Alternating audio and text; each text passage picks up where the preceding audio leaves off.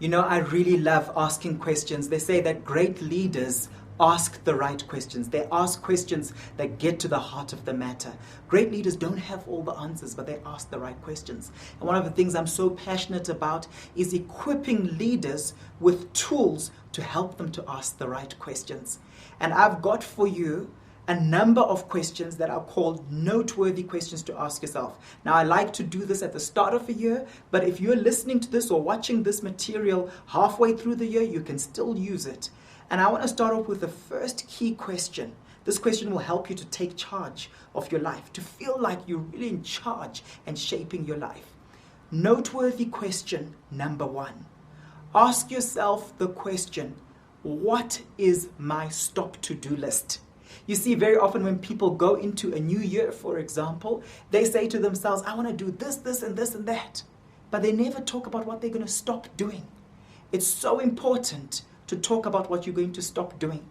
And in order to develop a stop to-do list, you also need the tools to be able to say no. And there's some people who I can coach that way, and I actually literally say to them, just say no. And if you struggle saying no, just say it. No. Say it after me. No.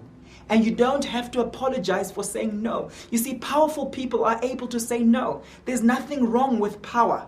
If I say to you, I had a power outage a few months ago for 2 nights in a row, you will feel sorry for me if you're a typically kind, caring human being. Okay? So we don't have a problem with power when we're talking about electricity. But very often we have a problem with power when we talk about being a powerful person.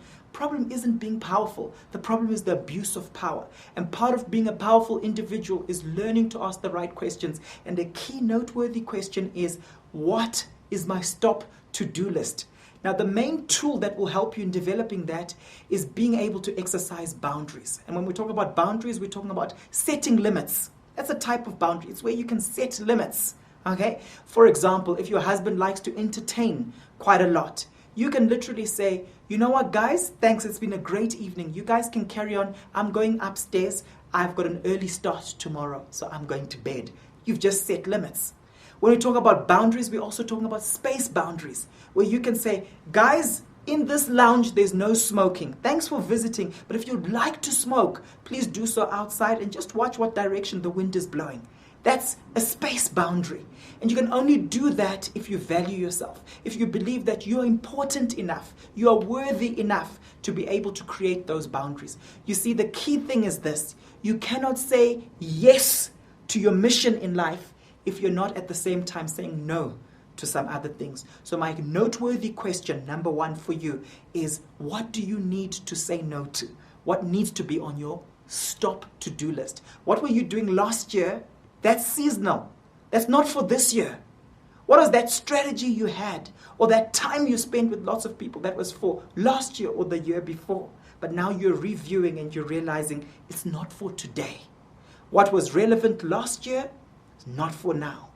Review your life, assess yourself, and ask yourself, what's my stop to-do list going to be?